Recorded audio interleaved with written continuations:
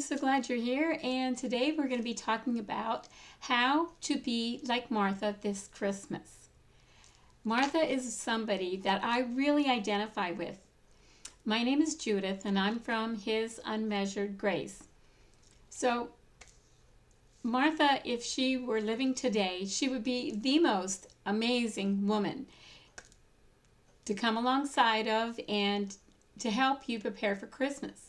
She just had it all together.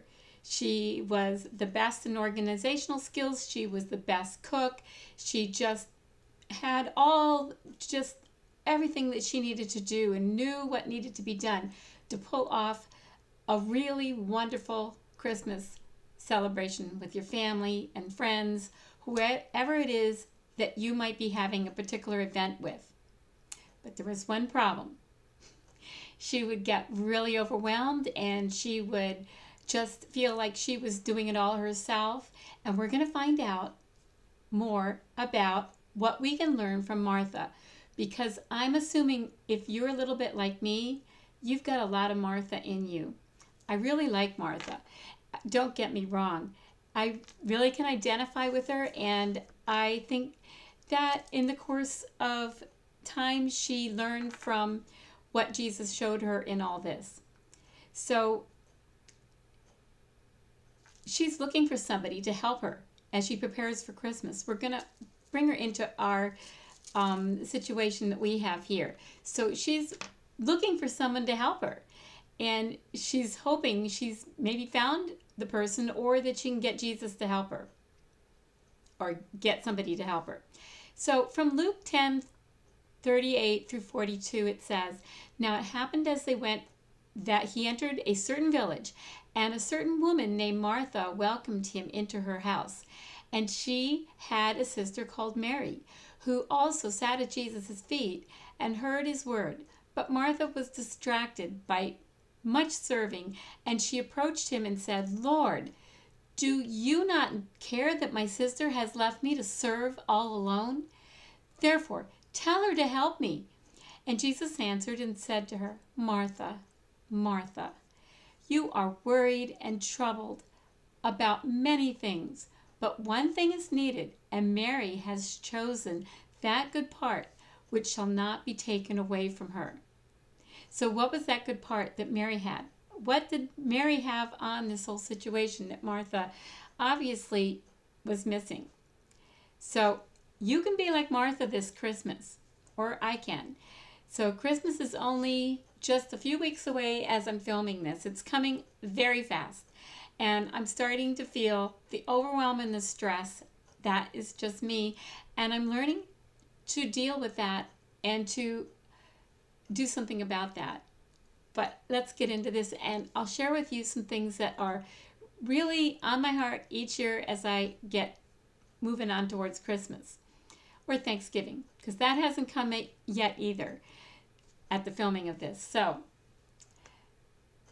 there are many wonderful things that will show our love through giving during the holiday season. You decorate your home, okay, and you create an atmosphere of warmth that reflects Jesus. You burn candles and you decorate. You don't decorate with Santa. You decorate with things that will reflect Jesus, a nice manger scene, things like that help people when they come into your home think of Jesus. And you've got everything cleaned, perfect, pushed into the closet. If you are struggling with messiness, you just put it in the closet, close the door, and hope the closet doesn't spill out. You get the picture, because you want to present your best, okay? So you might fill the kitchen with aroma of fresh baked cookies, nutritious ones, of course, because you're on a nutritious kick and the sugar is just something you're trying to lessen and not have as much of. And you make them for your family and your friends and shut-ins. I've always done that, and it's a really good thing to do. And then you feel kind of justified because you're not making them just for yourself. You're making them for other people too. So shopping needs to be done, and presents need to be wrapped. Meanwhile, you got the cookies going, and the atmosphere going, and last minute online shopping, and that worry of whether it will arrive before Christmas. And that's some of what you've got going on, right? Meanwhile, if you've got kids in the home still, they are as active as ever and they want to help, and sometimes that can be more of a hindrance and seem like it's not worth it, and yet you know it's worth it, and you let them do that with you. So, and you are in all this, you are exactly like Martha. You are stressed, you are anxious, you're overwhelmed, and you have all this that needs to be done, and you might even be responding to the others in your life with tension in your voice, to your husband, to your children, maybe not actually the words, but the tension can be there. So if this is you, you are just like Martha. And if Martha was preparing for Christmas this year, she would still be stressing over the need to have Mary or you or her children help with the preparations. And this is, if the truth be told, I am just like Martha. Are you? And because Martha was anxious. And before you judge Martha and think you'd never get anxious, it is important to know that she was probably serving many guests at her home that day. You might be filled with anxiety too. And if Jesus was the honored guest at your Christmas gathering this year, that may make you even more anxious because you wanted to please Jesus. And after all, Jesus is the Messiah and the most important person to ever eat in your home. This is where Martha was at. And Martha, she was distracted. She was just like you, just like me. She was industrious, hardworking, filled with the most amazing ideas for Christmas and for cooking and cookies and all that. And in all your busyness, and mine too, this Christmas season, are you anxious and worried? Do you already feel the pressure? Like you know how many days Christmas is away or how many weeks at whatever point you watch this. And are you distracted from one thing to the other? You go upstairs and you see something and you do that instead of what you were going for, and then you forget what you're going to do and what you're going to get. Do you have so much on your mind that you can't think straight, that your mind feels foggy? Martha was anxious and worried about serving her guests. She assumed Jesus would understand her dilemma and tell Mary to give her a hand. That's why she said this. But Martha was distracted with much serving, and she approached him, Jesus, and said, "Lord, do you not care that my sister has left me to serve alone? Therefore, tell her to help me." That's Luke 10:40. And I've been there in that situation, and I've asked my husband to help, asked my children to help me. Now I ask him to help me. And sometimes because I'm stressed, the way I ask him has this tone in it or stress in it that causes him to respond with tension also. It's not good. So Martha responded in a very normal way. Mary was the unusual one because she was able to block out all the distractions and focus on Jesus and sit there and listen to him. Can you imagine? Wouldn't that be wonderful? So do this if you want to be just like Martha this Christmas. Allow the distractions to mount. Get exasperated with everyone who is not helping you, and get irritated that your kids aren't helping either. And if you identify with Martha every time you hear this story, then you are more like her, and I am more like her than I care to admit. She is hurrying around as she cares for her guests, while her sister Mary is seemingly oblivious to the whole situation or that she needs the help. And that is why Mary would love to have your help this Christmas. You can even pick up her attitude. So why did Jesus rebuke Martha? He's understanding and he cares, right? He said, "Martha, Martha," or he can say, "Judith, Judith, you are worried and troubled about many things, but one thing is needed, and Mary has chosen that good part which will not be taken away from her." Luke 10:41.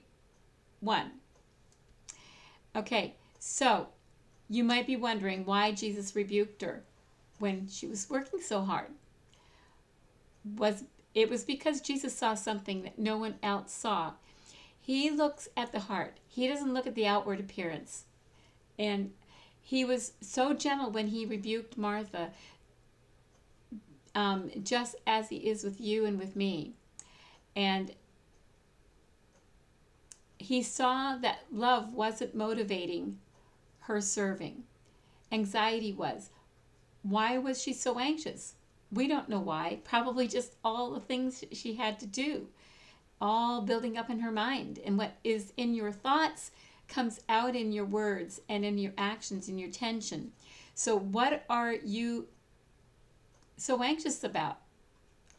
Martha's anxiety was probably rooted in her pride over how others saw her or perceived her and the way she was serving and everything. Is that you? It can probably be me. She was probably motivated to impress others with her abilities and her excellence at being a hostess. And how much pride is wrapped up in our preparations for Christmas. We're wrapping the presents, but are we wrapping up pride in those? So I love this story because Martha, because it resonates so completely with me. Christmas seems to bring out the best Martha in me, but that's not so good. I get so busy trying to beat the rush and finish before December 25th. And the farther I'm ahead, it seems at first, it all snowballs at the end and it doesn't really work. And there is something about the stress, the hustle, and the bustle that is almost appealing. It's just part of the season. But how much pride is wrapped up with the package? I need to slow down my pace and enjoy Jesus. He's the reason for the season. And Jesus told Martha that she was troubled by many things. He saw through all that she needed to do and cut right to the point, her attitude. She was doing a whole lot of unnecessary things. Jesus was not saying that she shouldn't be cooking or cleaning for her guests. He was referring to her pride, which was the motive for her diligence. Her anxiety and worries were holding her back. Even though it looked outwardly like she had it all together, Jesus saw that underneath it all, she needed to choose the good part, like Mary. Mary chose to sit and listen as Jesus taught her. Mary was rushing past Jesus. Martha was rushing past Jesus to do things that were really not the most important. So, what will you do to include Jesus this Christmas? Will you be like Martha this Christmas? If you're so busy and neglect being enthralled with Jesus, will you be like Martha or will you be like Mary in doing that? What will you do to slow your pace so that you can sit with Jesus and at his feet like Mary? So I have a journaling workbook that I have called Making a More Meaningful Christmas that is linked below. And it just takes you, I think, 14 days to finish. So you can do it well before Christmas to put your mindset in the right spot, or you can do it during the month of December. The reason I have only 14 days instead of my typical month-long journaling workbook is because December gets really busy, and to have a little study like this can be hard. So I've only done it where you can finish it in 2 weeks. So that's what I encourage you to do. Get it and download it, and it will help you be more like Martha, because you'll have a period of time where you'll sit at Jesus's feet just like Mary. So you'll mix the Martha and the Mary, and the Martha in you will become more like Jesus and will become more like Mary's attributes of sitting at Jesus's feet. And then as you do the serving and the cooking and the baking, you will have that you took from the morning time with Jesus with making a more meaningful Christmas journaling workbook take you through the day. So thanks for joining me, and have a wonderful Merry Christmas. Bye.